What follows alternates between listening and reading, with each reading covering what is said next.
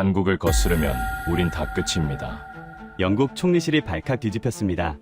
MI6 25년 경력 분석관의 2시간 동안의 브리핑 직후 총리가 전례 없는 명령을 내렸습니다. 이 내용을 12분으로 줄여서 BBC 프라임타임에 방송해라. 삼성과 BTS만 알던 영국인들이 경악한 한국의 진짜 실체, 중동의 물, 유럽의 무기, 전 세계의 약을 좌지우지하는 나라, 그 충격적인 브리핑의 전말을 지금 공개합니다. 시작하기 전 구독과 좋아요, 그리고 대한민국 파이팅 댓글로 한국을 응원해주세요.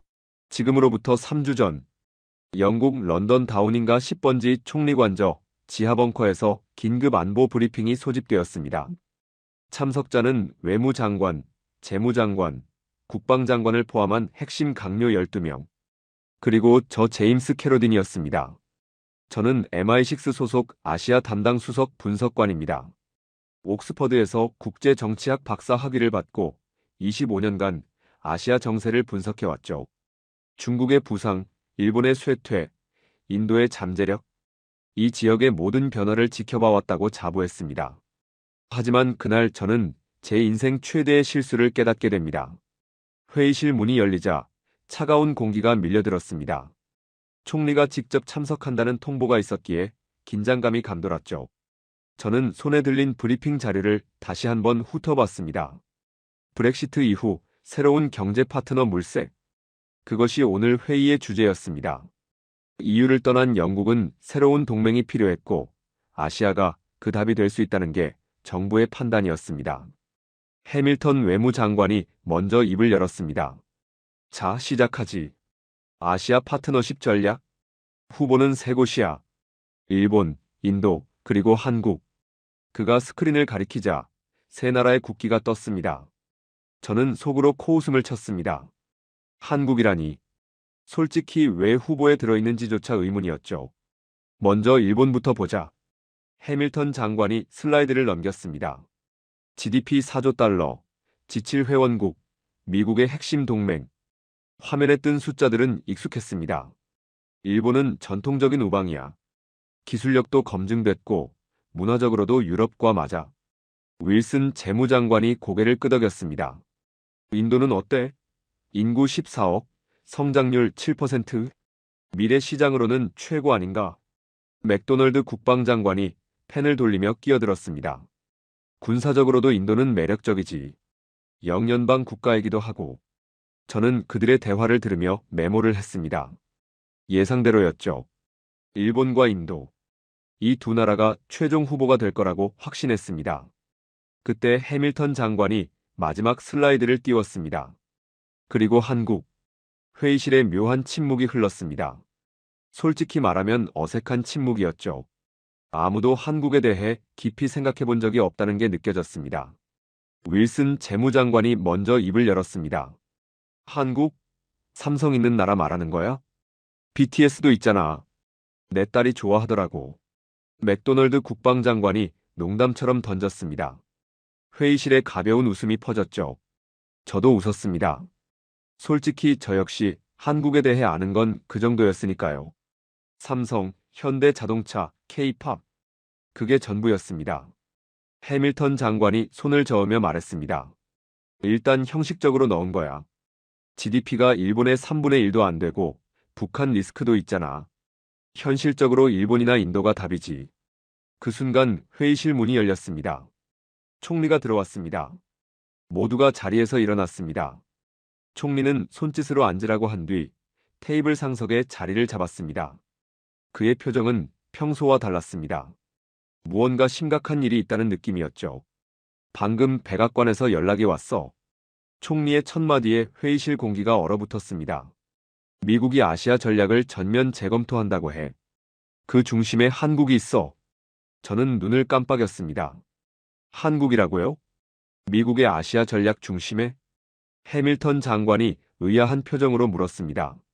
한국이요? 왜 갑자기 한국입니까? 총리가 테이블 위에 태블릿을 내려놓았습니다. 나도 몰랐어. 그래서 오늘 브리핑을 요청한 거야. 제임스. 총리가 저를 바라봤습니다. 자네가 아시아 전문가지. 한국에 대해 브리핑해줘. 우리가 뭘 놓치고 있는지. 저는 심장이 쿵 내려앉는 것을 느꼈습니다. 25년간 아시아를 분석했지만 솔직히 한국에 대해 깊이 연구한 적은 없었습니다. 항상 중국, 일본, 인도의 그늘에 가려져 있었으니까요. 알겠습니다. 총리님, 준비 시간을 좀 주시면 3일 줄게. 3일 후에 다시 모여. 총리가 자리에서 일어났습니다. 그리고 제임스, 이건 명령이야. 한국이 왜 중요한지 아니면 왜 중요하지 않은지 정확하게 알려줘. 우리의 미래가 달린 문제야. 총리가 나간 뒤 회의실은 술렁거렸습니다. 해밀턴 장관이 저를 향해 고개를 돌렸습니다. 제임스, 솔직히 말해봐. 한국이 그렇게 대단한 나라야? 저는 잠시 망설였습니다. 그리고 솔직하게 대답했습니다. 장관님, 솔직히 저도 잘 모릅니다. 하지만 3일 후에는 알게 될 겁니다. 그날 밤 저는 사무실에 남아 한국에 대한 자료를 뒤지기 시작했습니다. 그리고 첫 번째 파일을 열자마자 저는 뭔가 이상하다는 것을 느꼈습니다. 숫자가 맞지 않았습니다. 제가 알던 한국과 자료 속 한국이 완전히 달랐습니다. 다음 날 아침 저는 밤새 출력한 자료 더미를 펼쳤습니다. 대한민국계요. 인구 5,100만 명, 면적 10만 제곱킬로미터, GDP 1조 7천억 달러. 저는 고개를 끄덕였습니다. 예상대로였죠. 인구는 영국보다 적고 면적은 잉글랜드 정도. GDP는 영국의 절반 수준. 숫자만 보면 그다지 인상적이지 않았습니다. 그런데 다음 장을 넘기자 이상한 숫자가 눈에 들어왔습니다. 여권 파워 지수 세계 2위. 저는 눈을 비볐습니다. 2위라고요? 영국이 몇 위더라? 저는 황급히 다른 자료를 찾았습니다. 영국 4위, 한국 2위. 이게 말이 됩니까? 저는 자료의 출처를 확인했습니다. 헨리 패스포트 인덱스. 가장 신뢰할 수 있는 여권 순위 기관이었습니다. 오류가 아니었습니다. 한국 여권 소지자는 192개국을 무비자로 방문할 수 있었습니다. 영국보다 많았죠. 이상했습니다. 분단 국가인데 왜 한국 여권이 영국보다 환영받는 걸까요? 그때 사무실 문이 노크되었습니다. 들어와. 문이 열리고 에밀리 차관보가 들어왔습니다. 그녀는 통상부 소속으로 데이터 분석의 귀재로 알려져 있었죠.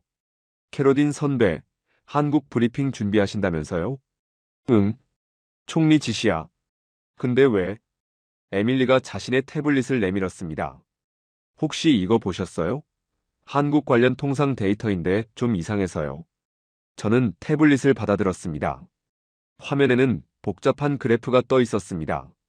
이게 뭐야? 글로벌 공급망 의존도 분석이에요. 한국이 빠지면 어떤 산업이 마비되는지 시뮬레이션한 거죠. 저는 그래프를 자세히 들여다봤습니다. 그리고 숨이 멎는 것 같았습니다. 반도체 한국 점유율 63%, 디스플레이 한국 점유율 81%, 배터리 한국 점유율 47%, 조선 한국 점유율 42%. 이게 정확한 숫자야? 네. OECD 공식 데이터예요. 한국이 빠지면 전 세계 스마트폰 생산의 70%가 멈춰요. 전기차 생산은 절반이 중단되고요. 저는 태블릿을 내려놓았습니다. 머릿속이 복잡해졌습니다. 고마워, 에밀리. 이 자료 나한테 보내줄 수 있어? 물론이죠. 그런데 선배, 저도 좀 이상하다고 느꼈거든요. 뭐가? 에밀리가 잠시 망설이다가 말했습니다. 우리가 한국을 너무 모르는 것 같아요. 이 정도 영향력을 가진 나라를 왜 아무도 주목하지 않았을까요? 그녀의 질문에 저는 대답하지 못했습니다. 사실 저도 같은 생각이었으니까요. 저는 BBC와 가디언의 지난 5년간 한국 관련 기사를 검색했습니다. 결과는 충격적이었습니다. 한국 관련 기사 중 68%가 K-팝, K-드라마, K-뷰티였습니다. 나머지 20%는 북한 관련 뉴스, 한국의 경제력이나 기술력을 다룬 기사는 고작 12%에 불과했습니다. 우리는 한국을 연예인과 북한의 나라로만 인식하고 있었던 겁니다.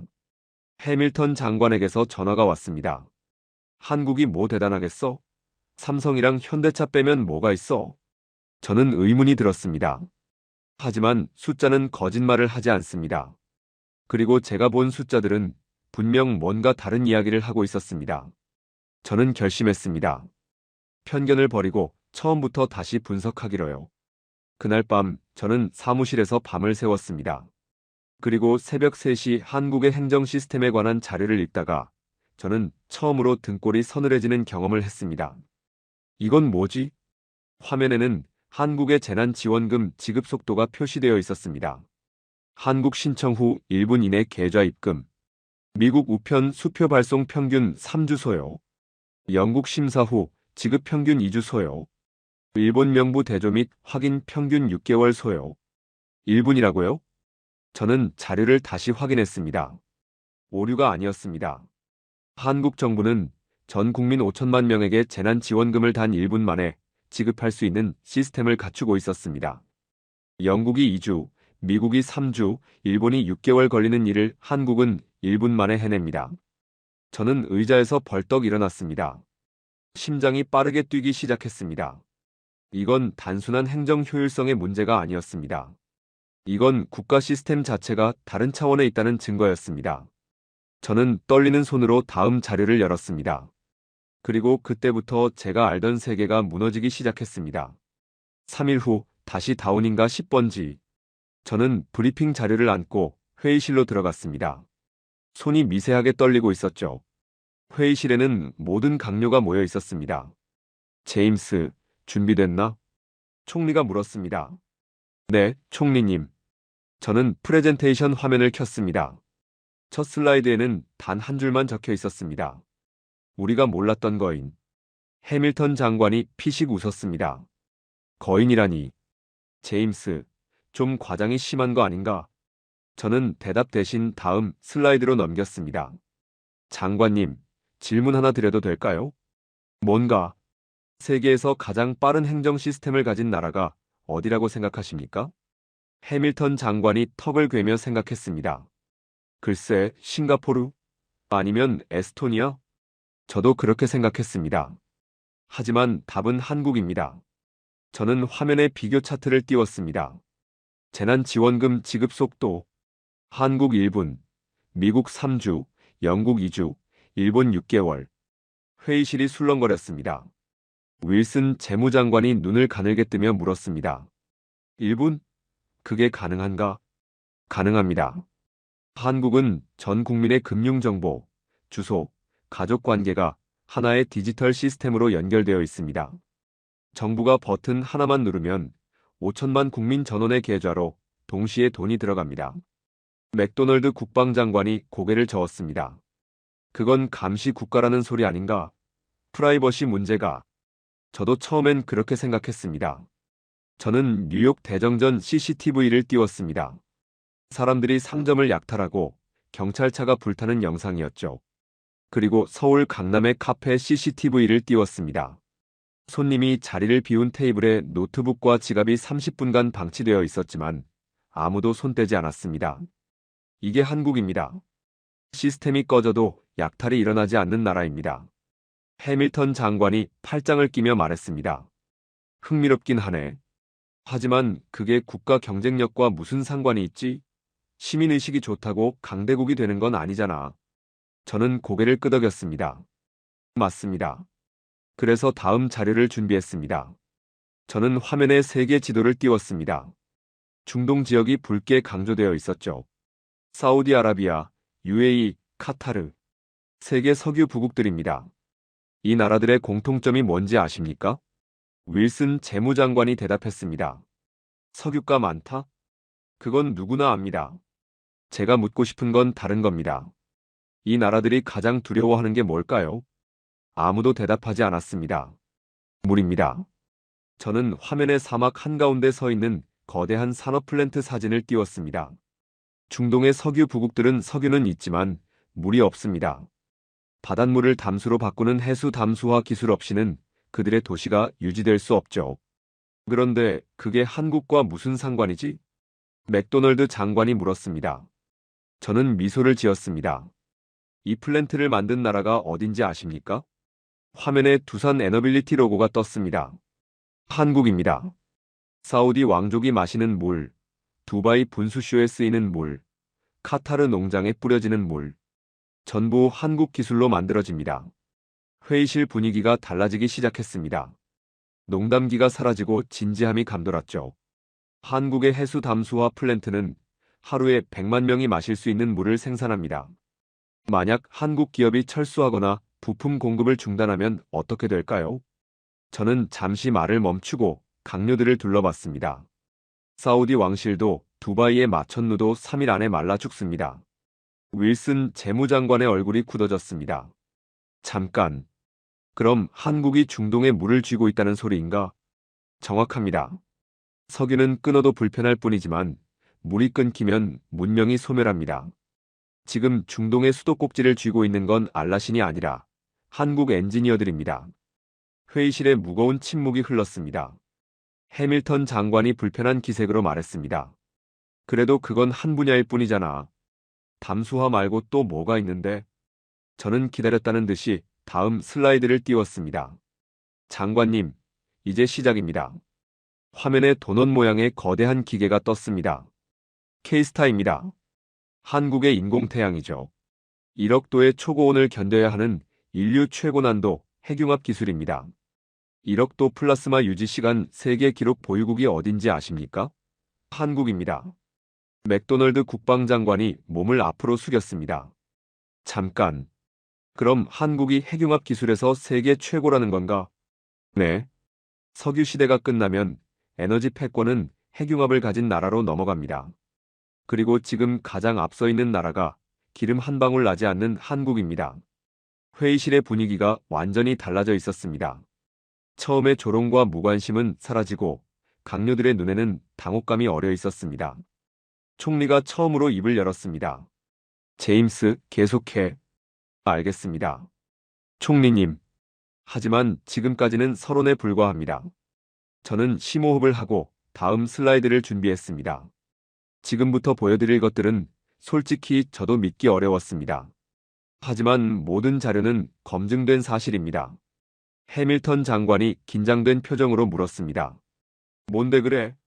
저는 화면을 바꿨습니다. 한국이 3개월 만에 불가능을 가능으로 바꾼 이야기입니다. 그리고 이 일로 인해 세계 최강의 기술 대국이라 자부하던 일본이 무릎을 꿇었습니다.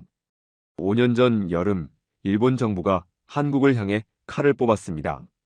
반도체 핵심 소재인 고순도, 불화수소의 수출을 규제한 겁니다. 순도 99.999%, 이른바 5-9이라 불리는 이 소재는 일본만이 만들 수 있다고 여겨졌죠. 해밀턴 장관이 팔짱을 꼈습니다. 일본이 수출을 막았다는 건가? 정확합니다. 일본 정부는 불화수소를 포함한 반도체 핵심 소재 3가지의 한국 수출을 규제했습니다. 사실상의 경제전쟁 선포였죠. 저는 당시 일본 언론의 보도를 화면에 띄웠습니다. 일본 언론들은 환호했습니다. 한국 반도체 산업은 3개월 안에 붕괴할 것이다. 한국은 무릎을 꿇고 사과할 것이다. 삼성과 SK는 일본 없이는 아무것도 못한다. 윌슨 재무장관이 몸을 앞으로 숙였습니다. 그래서 어떻게 됐나? 저는 잠시 말을 멈추고 강료들을 둘러봤습니다. 결과부터 말씀드리겠습니다. 화면이 바뀌었습니다. 일본 소재 기업 스텔라 케미파의 주가 그래프가 떴습니다. 그래프는 수직으로 추락하고 있었습니다. 일본 기업들의 매출이 90% 폭락했습니다. 그리고 그 기업들이 한국 정부에 사정했습니다.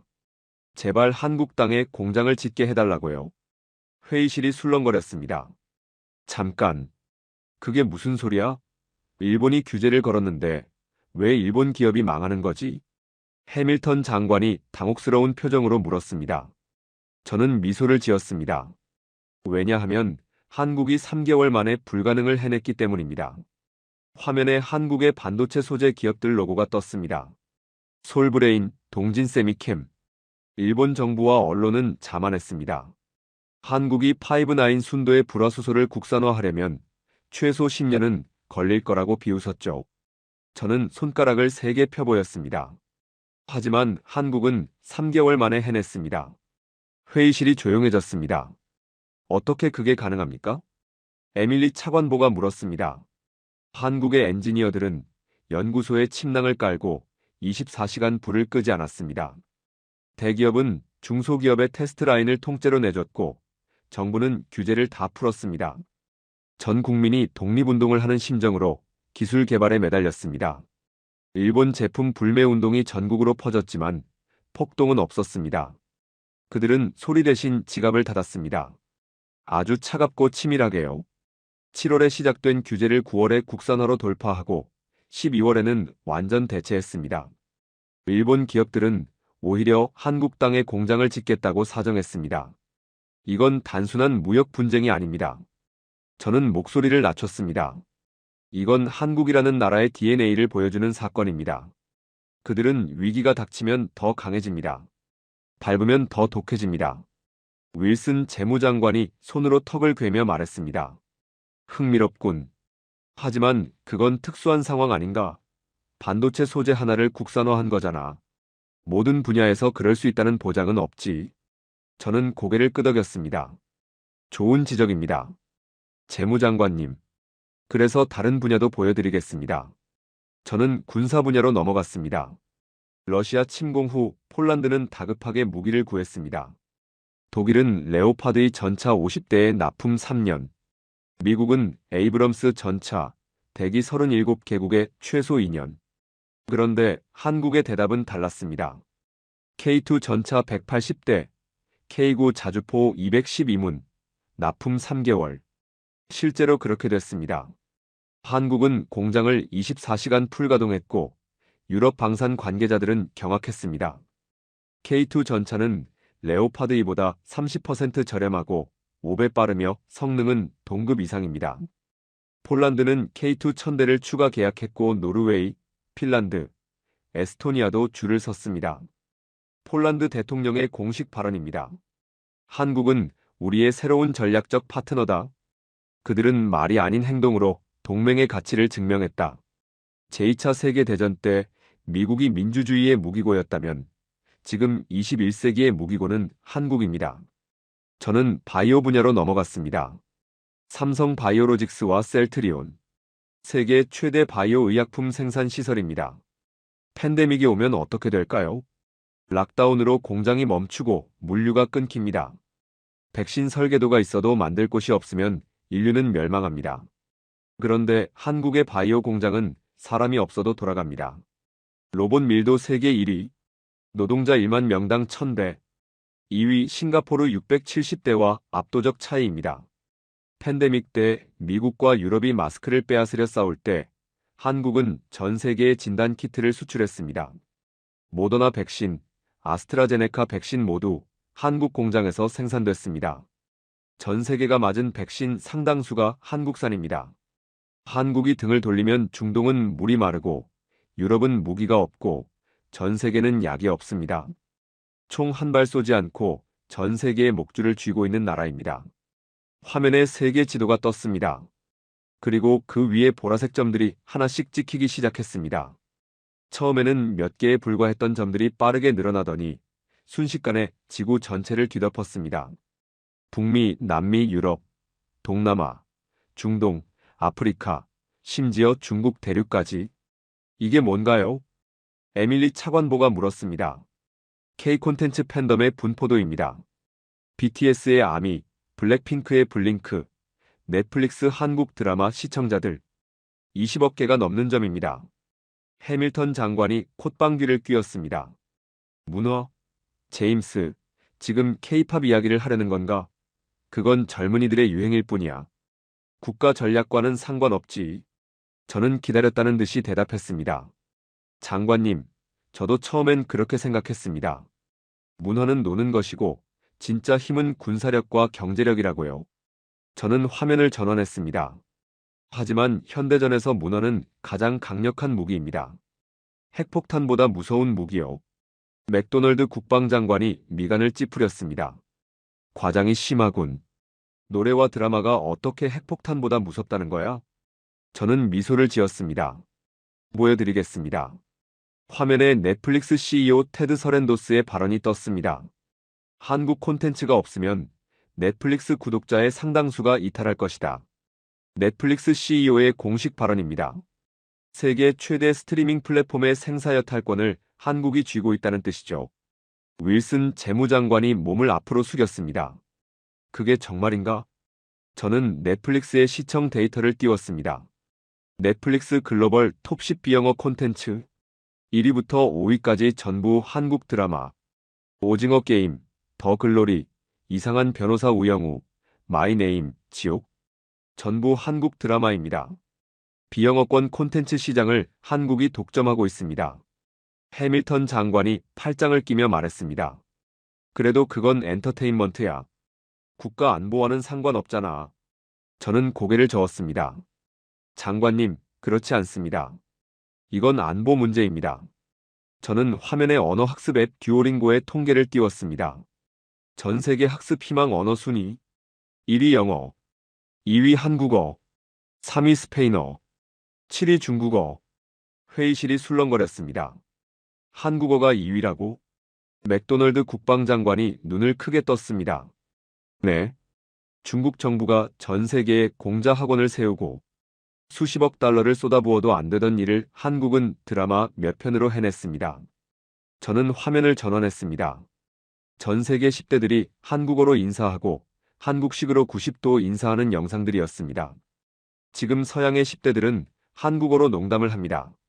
한국식으로 고개 숙여 인사합니다. 한국 음식을 먹고 한국 화장품을 바르고 한국 패션을 따라합니다. 저는 목소리를 낮췄습니다. 이건 단순한 유행이 아닙니다. 이건 가치관의 이식입니다. 해밀턴 장관의 표정이 달라지기 시작했습니다. 무슨 뜻이지? 저는 심호흡을 했습니다. 과거 영국이 세계를 지배할 때 우리가 가장 먼저 한 일이 뭔지 아십니까? 군대를 보낸 거 아닌가? 아닙니다. 영어를 가르쳤습니다. 영국식 교육을 심었죠. 식민지 엘리트들이 영어를 쓰고 영국식으로 생각하게 만들었습니다. 총으로 땅을 빼앗는 건 하수입니다. 고수는 언어와 문화로 정신을 지배합니다. 회의실이 조용해졌습니다. 저는 화면에 전 세계 한국 문화 팬덤의 규모를 띄웠습니다. BTS 아미 약 1억 5천만 명, 블랙핑크 블링크 약 8천만 명, K드라마 시청자 약 10억 명 이상, K푸드 소비자 약 20억 명.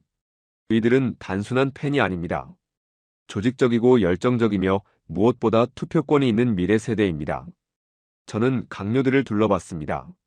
만약 어떤 나라가 한국을 공격한다면 어떻게 될까요? 저는 잠시 말을 멈추고 침묵을 유지했습니다.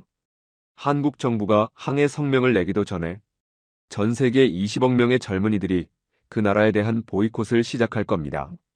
SNS에서 해시태그가 폭발하고 불매운동이 번지고 자국 정부를 압박할 겁니다. 맥도널드 국방장관의 얼굴이 굳어졌습니다. 문화 팬덤이 외교적 방패가 된다는 건가? 방패가 아닙니다. 창입니다. 저는 화면을 전환했습니다. 한국을 공격하는 건 전 세계 20억 명의 적을 동시에 만드는 자살 행위입니다. 그들은 자신의 아이돌이 사는 나라, 자신이 사랑하는 드라마가 만들어지는 나라를 지키기 위해 기꺼이 싸울 겁니다. 저는 목소리를 높였습니다. 이것은 핵무기보다 무서운 정서적 해구산입니다. 한국은 투표권이 있는 전 세계 미래 세대를 감성적 인질로 잡고 있습니다. 회의실에 무거운 침묵이 내려앉았습니다. 해밀턴 장관이 처음으로 진지한 표정으로 물었습니다. 제임스, 그럼 대체 한국을 어떻게 상대해야 한다는 거야? 저는 씁쓸하게 웃음을 지었습니다. 상대하는 게 아닙니다, 장관님. 한국은 상대할 대상이 아니라 반드시 곁에 둬야 할 파트너입니다. 저는 화면을 전환했습니다. 하지만 아직 가장 무서운 이야기를 안 했습니다. 강요들의 눈이 일제히 저를 향했습니다. 한국이 진짜로 무서운 이유. 그건 기술도 무기도 문화도 아닙니다. 저는 심호흡을 했습니다. 한국이 진짜로 무서운 건 5천만 명 전원이 전쟁의 준비가 되어 있다는 겁니다. 화면에 서울의 야경이 떴습니다. 화려한 네온사인과 마천루. 평화로워 보이는 도시였습니다. 여러분이 보시는 이 도시는 세계에서 가장 위험한 국경에서 불과 50km 떨어져 있습니다. 저는 지도를 확대했습니다. 서울과 북한 DMZ 사이의 거리가 표시됐습니다. 북한 장사정포가 발사되면 서울에 도달하는 시간은 30초입니다. 미사일이라면 2분이 채 안 걸리죠. 맥도널드 국방장관이 고개를 끄덕였습니다. 그건 알려진 사실이야. 그래서 주한미군이 있는 거 아닌가? 저는 고개를 저었습니다. 미군은 중요합니다. 하지만 한국의 진짜 방어력은 미군이 아닙니다. 저는 화면을 전환했습니다. 한국의 예비군 규모가 얼마인지 아십니까?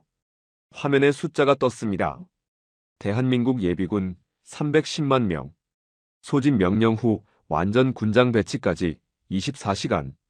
310만 명의 훈련된 예비군이 24시간 안에 전선에 배치될 수 있습니다. 윌슨 재무장관이 눈을 가늘게 떴습니다.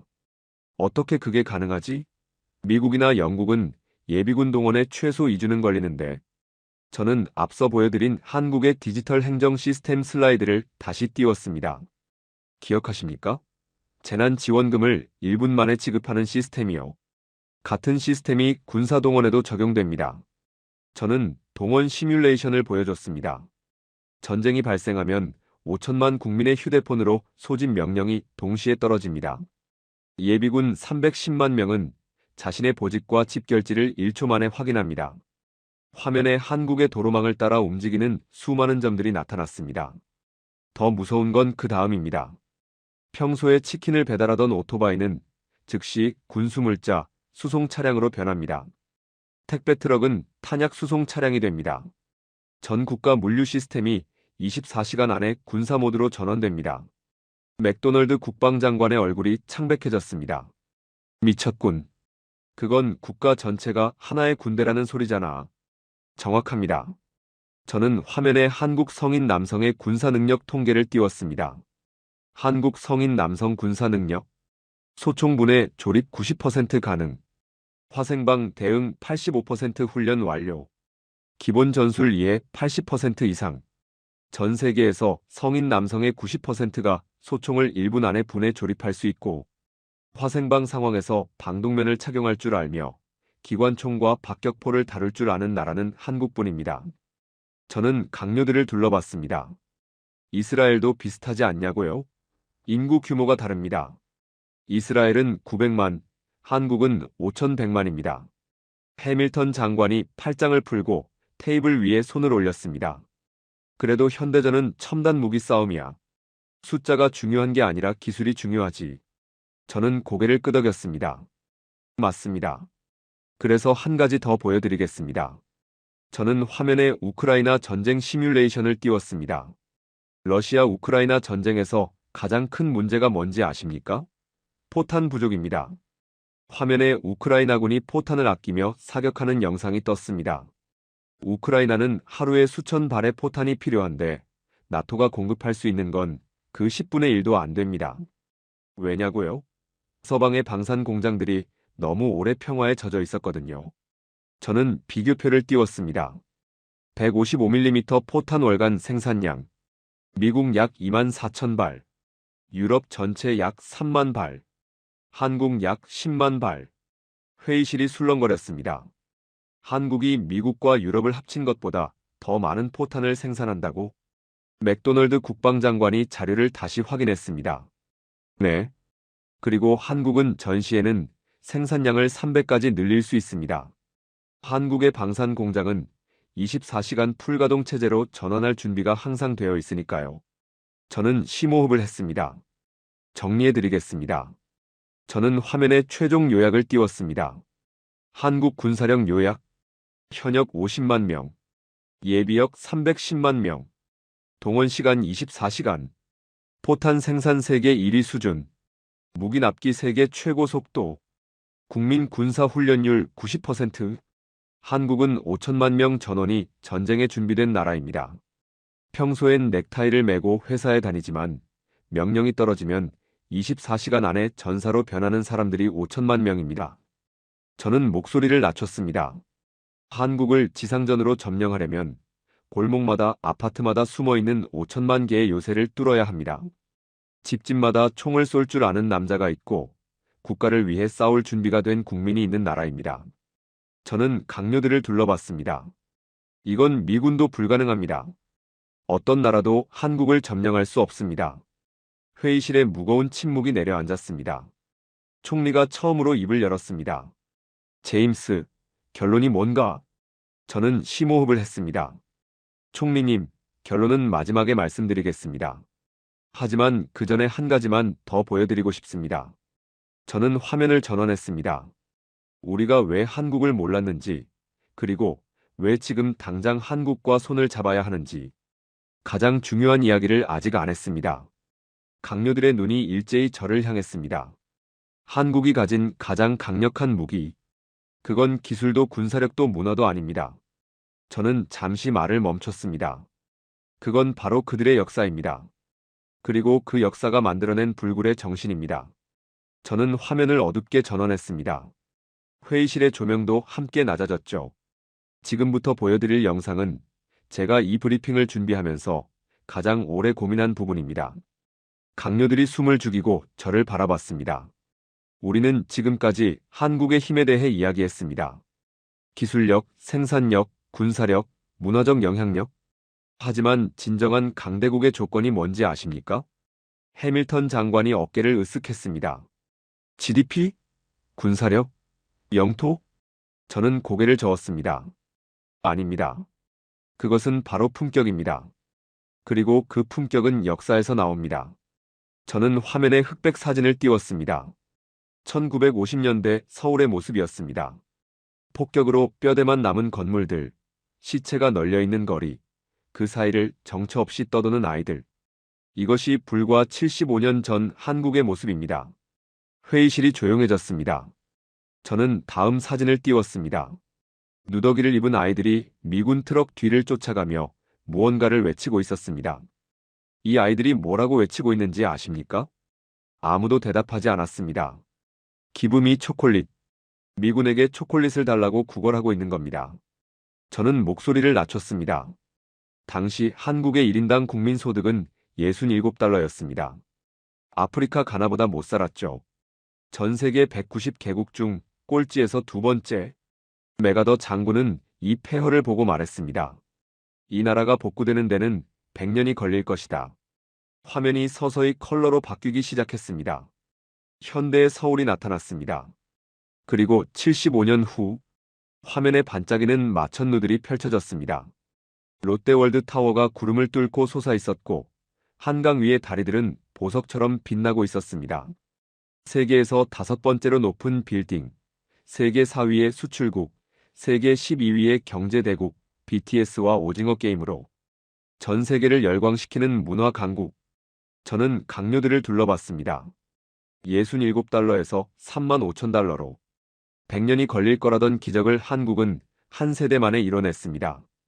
윌슨 재무장관이 숨을 내쉬었습니다. 그건 알고 있어. 한강의 기적이라고 하잖아. 저는 고개를 끄덕였습니다. 맞습니다. 하지만 제가 강조하고 싶은 건 다른 겁니다. 저는 화면에 세계 주요 강대국들의 발전사를 비교하는 차트를 띄웠습니다. 영국은 산업혁명과 식민지 수탈로 불을 쌓았습니다. 미국은 광활한 땅과 이민자들의 노동력 그리고 두 차례 세계대전의 수혜로 성장했죠. 일본은 메이지 유신 이후 침략과 약탈로 자본을 축적했습니다. 저는 잠시 말을 멈추고 강요들의 눈을 바라봤습니다. 하지만 한국은 다릅니다. 화면에 독일 탄광에서 일하는 한국인 광부들의 사진이 떴습니다. 석탄 가루에 뒤덮인 얼굴, 지친 눈빛. 한국은 남의 자원을 약탈한 적이 없습니다. 식민지를 세운 적도 없죠. 대신 독일 탄광에 광부를 보내 석탄 가루를 마시게 했습니다. 다음 사진은 베트남 정글이었습니다. 한국군 병사들이 행군하고 있었습니다. 베트남에 군인을 보내 피를 흘리게 했습니다. 미국의 용병이라는 비난을 감수하면서요. 다음 사진은 구로공단의 젊은 여공들이었습니다. 새벽 4시에 미싱을 돌리는 10대 소녀들. 구로공단에서 10대 소녀들이 밤새 미싱을 돌렸습니다. 하루 16시간, 주 7일. 선진국들이 입을 옷을 만들기 위해서요. 저는 목소리를 낮췄습니다. 한국의 부는 누구의 피와 땀 위에 세워졌는지 아십니까? 다른 나라 사람들의 것이 아닙니다. 바로 자기 자신들의 것입니다. 회의실이 숙연해졌습니다. 이것이 한국이 가진 도덕적 권위입니다. 그들은 부끄러움 없이 당당하게 부자가 된 유일한 나라입니다. 저는 화면을 전원했습니다. 그리고 이 역사가 만들어낸 정신이 있습니다. 화면에 19세기의 낡은 기록화가 나타났습니다. 1866년과 1871년 프랑스와 미국이 조선을 침공했습니다. 저는 당시의 전력 비교를 보여줬습니다. 서양 군대, 증기선, 대포, 연발 소총, 조선 군대, 돛단배, 화승총, 칼과 창, 화력 차이가 100배 이상이었습니다. 현대전으로 치면 탱크와 소총의 싸움이었죠. 맥도널드 국방장관이 고개를 끄덕였습니다. 당연히 서양이 이겼겠군. 네. 전투에서는 이겼습니다. 압도적으로요. 조선군은 학살당했습니다. 저는 잠시 말을 멈췄습니다. 하지만 결과가 이상했습니다. 프랑스도 미국도 결국 철수했습니다. 해밀턴 장관이 미간을 찌푸렸습니다. 이겼는데 왜 철수해? 저는 당시 미군 장교가 남긴 기록을 화면에 띄웠습니다. 이 나라는 기이하다. 정규군을 전멸시키면 농민들이 낫을 들고 나온다. 농민을 죽이면 승려들이 창을 들고 나온다. 그들마저 죽이면 아녀자들이 지붕 위에서 기와장을 던지며 달려든다. 그들은 죽음을 두려워하지 않는다. 회의실이 조용해졌습니다. 저는 계속 읽어내려갔습니다. 이 나라는 전투에서 이길 수는 있어도 다스릴 수는 없다. 승리의 비용이 점령의 이익보다 훨씬 크다. 저는 화면을 끄고 강요들을 바라봤습니다. 이것이 한국인이 가진 DNA입니다. 그들은 이걸 의병 정신이라고 부릅니다. 정부가 무너지고 왕이 도망쳐도 백성들이 스스로 조직을 만들어 싸웁니다. 저는 화면을 전환했습니다. 일본 불매운동 당시의 사진이 떴습니다. 이 DNA는 현대에도 살아있습니다. 화면 속 한국인들은 조용히 일본 제품을 구매하지 않고 있었습니다. 폭동도 약탈도 폭력도 없었습니다. 그저 차갑게 지갑을 닫고 있었죠. 일본이 경제전쟁을 선포했을 때 한국 정부가 움직이기도 전에 5천만 국민이 스스로 움직였습니다. 누가 시키지 않았는데도요. 저는 목소리를 높였습니다. 이것이 한국이 진짜로 무서운 이유입니다. 그들은 위기가 닥치면 정부 명령을 기다리지 않습니다. 5천만 명이 하나의 유기체처럼 움직입니다. 저는 화면에 최종 요약을 띄웠습니다. 한국을 건드리면 일어나는 일. 물. 중동이 마릅니다. 무기. 유럽이 무장 해제됩니다. 약. 전 세계가 병들어 죽습니다. 문화.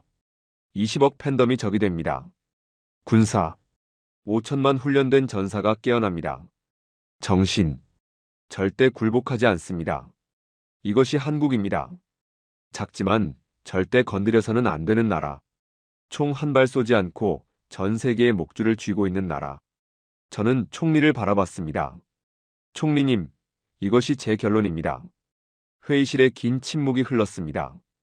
해밀턴 장관이 먼저 입을 열었습니다. 처음에 조롱은 온데간데 없고 그의 목소리에는 경외심이 섞여 있었습니다. 제임스, 솔직히 충격이야. 우리가 한국을 너무 몰랐어. 윌슨 재무장관도 고개를 끄덕였습니다. 삼성과 BTS만 있는 나라인 줄 알았는데 이건 완전히 다른 차원이군. 맥도널드 국방장관이 손으로 이마를 짚으며 말했습니다. 미국 없이는 3일 만에 끝나는 나라라고 생각했는데 오히려 한국이 없으면 우리가 끝나는 거였어. 총리가 천천히 자리에서 일어났습니다. 그의 표정은 무거웠지만 눈빛은 결의에 차 있었습니다. 제임스. 네, 총리님. 이 브리핑 몇 분짜리지? 저는 시계를 확인했습니다. 약 2시간 분량입니다. 총리님. 총리가 고개를 저었습니다. 아니, 핵심만 추려서 12분으로 만들 수 있겠나? 저는 당황했습니다. 12분이요? 가능은 하겠지만. 왜 그러십니까? 총리가 창밖을 바라봤습니다. 런던의 야경이 반짝이고 있었습니다. 우리 영국 국민들도 알아야 해. 세상이 어떻게 돌아가고 있는지, 우리가 뭘 몰랐는지. 해밀턴 장관이 눈을 크게 떴습니다. 설마 이걸 공개하시려고요? 총리가 고개를 돌려 해밀턴 장관을 바라봤습니다. 왜 안 되지? 기밀 사항이 있나? 저는 황급히 대답했습니다. 아닙니다. 총리님, 모든 자료가 공개된 정보입니다. 누구나 찾아볼 수 있는 것들이죠. 다만 아무도 한 곳에 모아서 보지 않았을 뿐입니다. 총리가 고개를 끄덕였습니다. 그렇다면 더더욱 공개해야 해. 총리가 회의실을 둘러봤습니다. 우리는 브렉시트 이후 새로운 파트너를 찾고 있었어. 일본, 인도를 생각했지. 하지만 답은 처음부터 있었어. 우리가 보지 못했을 뿐이야. 총리가 저를 바라봤습니다. 제임스, 12분짜리 영상을 만들어 BBC 프라임 타임에 방송한다. 회의실이 술렁거렸습니다. 총리님, 그건 전례가 없는 일입니다. 해밀턴 장관이 당황한 표정으로 말했습니다. 외국에 대한 브리핑을 전 국민에게 공개한다니요. 외교적으로 문제가 될 수도 있습니다. 총리가 단호하게 말했습니다. 문제될 게 없어. 우리는 한국을 칭찬하는 거야. 비난이 아니라. 총리가 다시 창밖을 바라봤습니다. 우리 영국은 한때 해가 지지 않는 제국이었어. 전 세계를 지배했지. 하지만 그건 과거야. 총리의 목소리가 낮아졌습니다. 지금 세계는 변하고 있어. 21세기의 영토는 땅이 아니라 기술과 신뢰의 범위야.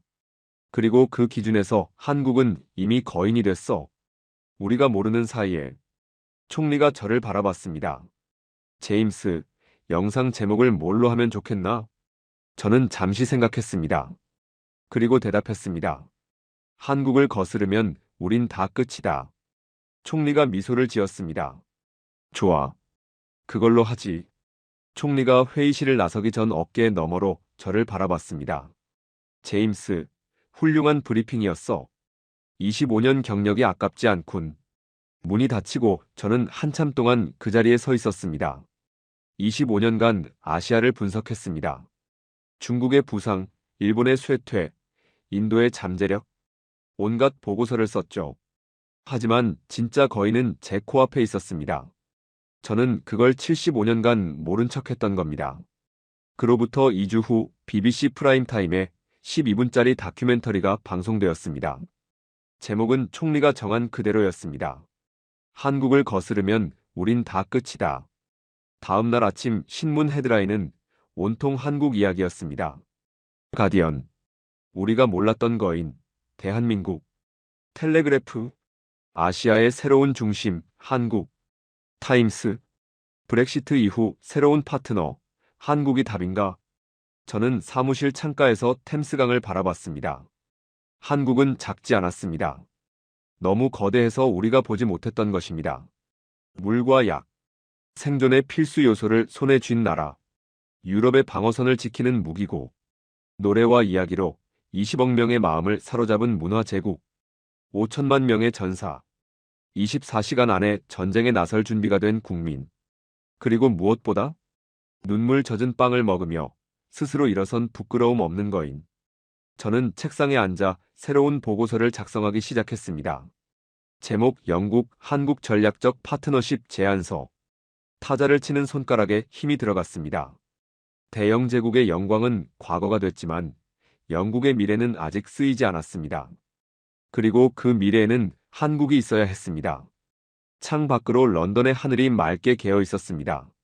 저 멀리 동쪽, 지구 반대편에 있는 작지만 거대한 나라, 대한민국이라는 이름에 결코 지지 않는 태양이 떠오르고 있었습니다. 지금까지 영국 MI6 분석관이 다우닝가 총리실에서 발표한 충격적인 브리핑이었습니다.